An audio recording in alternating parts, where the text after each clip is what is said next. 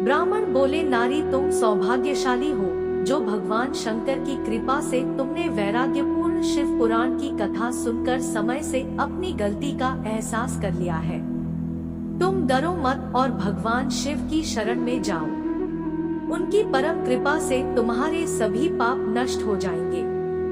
मैं तुम्हें भगवान शिव की कथा सहित वह मार्ग बताऊंगा जिसके द्वारा तुम्हें सुख देने वाली उत्तम गति प्राप्त होगी। शिव कथा सुनने से तुम्हारी बुद्धि शुद्ध हो गई है और तुम्हें पश्चाताप हुआ है तथा मन में वैराग्य उत्पन्न हुआ है। पश्चाताप ही पाप करने वाले पापियों के लिए सबसे बड़ा प्रायश्चित है। पश्चाताप ही पापों का शोधक है। इससे ही पापों की शुद्धि होती है।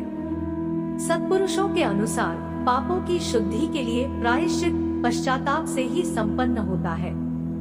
जो मनुष्य अपने कुकर्म के लिए पश्चाताप नहीं करता वह उत्तम गति प्राप्त नहीं करता, परंतु जिसे अपने कुकृत्य पर हार्दिक पश्चाताप होता है वह अवश्य उत्तम गति का भागीदार होता है। इसमें कोई शक नहीं है। शिव पुराण की कथा सुनने से चित्त की शुद्धि एवं मन निर्मल हो जाता है। शुद्ध चित्त में ही भगवान शिव व पार्वती का वास होता है। वह शुद्धात्मा पुरुष सदाशिव के पद को प्राप्त होता है। इस कथा का श्रवण सभी मनुष्यों के लिए कल्याणकारी है। अतः इसकी आराधना व सेवा करनी चाहिए। यह कथा भवबंधन रूपी रोग का नाश करने वाली है। भगवान शिव की कथा सुनकर हृदय में उसका मनन करना चाहिए। इससे चित्त की शुद्धि होती है।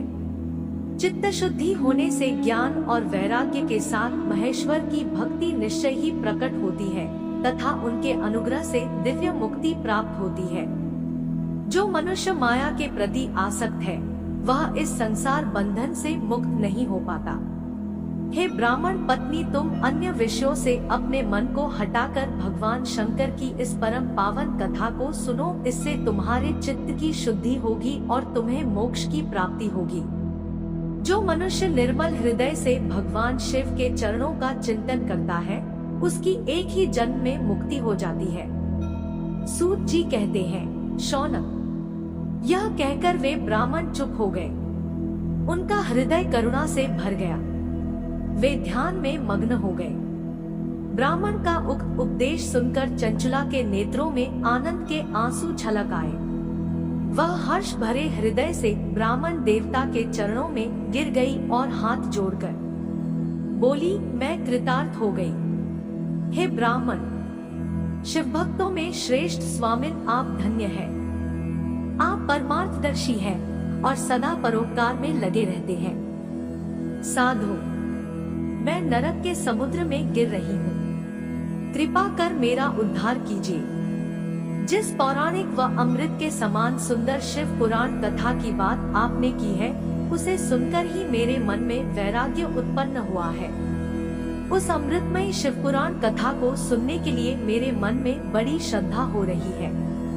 कृपया आप मुझे उसे सुनाइए। सूत जी कहते हैं, शिव पुराण की कथा सुनने की इच्छा मन में लिए हुए चंचला उन ब्राह्मण देवता की सेवा में वहीं रहने लगी।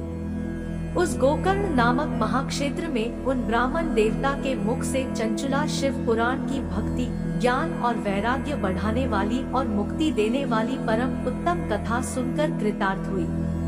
उसका चित्त शुद्ध हो गया। वह अपने हृदय में शिव के सगुण रूप का चिंतन करने लगी। वह सदैव शिव के सच्चिदानंदमय स्वरूप का स्मरण करती थी। तत्पश्चात अपना समय पूर्ण होने पर चंचला ने बिना किसी कष्ट के अपना शरीर त्याग दिया। उसे लेने के लिए एक दिव्य विमान वहां पहुंचा। यह विमान शोभा साधनों से सजा था एवं शिव गणों से सुशोभित था। चंचला विमान से शिवपुरी पहुंची। उसके सारे पाप धुल गए। वह दिव्यांगना हो गई। वह गौरांगी देवी मस्तक पर अर्धचंद्र का मुकुट व अन्य दिव्य आभूषण पहने शिवपुरी पहुंची। वहां उसने सनातन देवता त्रिनेत्रधारी महादेव शिव को देखा। सभी देवता उनकी सेवा में भक्तिभाव से उपस्थित थे। उनकी अंग कांति करोड़ों सूर्यों के समान प्रकाशित हो रही थी। 5 मुख और हर मुख में 3-3 नेत्र थे। मस्तक पर अर्धचंद्राकार मुकुट शोभायमान हो रहा था। कंठ में नील चिन्ह था। उनके साथ में देवी गौरी विराजमान थी, जो विद्युत पुंज के समान प्रकाशित हो रही थी। महादेव जी की कांति कपूर के समान गौर थी। उनके शरीर पर श्वेत वस्त्र थे तथा शरीर श्वेत भस्म से युक्त था। इस प्रकार भगवान शिव के परम उज्जवल रूप के दर्शन कर चंचला बहुत प्रसन्न हुई। उसने भगवान को बारंबार प्रणाम किया और हाथ जोड़कर प्रेम, आनंद और संतोष से युक्त हो विनीत भाव से खड़ी हो गई। उसके नेत्रों से आनंदाश्रुओं की धारा बहने लगी। भगवान शंकर व भगवती गौरी उमा ने करुणा के साथ सौम्य दृष्टि से देखकर चंचला को अपने पास बुलाया। गौरी उमा ने उसे प्रेम पूर्वक अपनी सखी बना लिया। चंचला सुखपूर्वक भगवान शिव के धाम में उमा देवी की सखी के रूप में निवास करने लगी। यहीं पर यह चौथा अध्याय समाप्त होता है।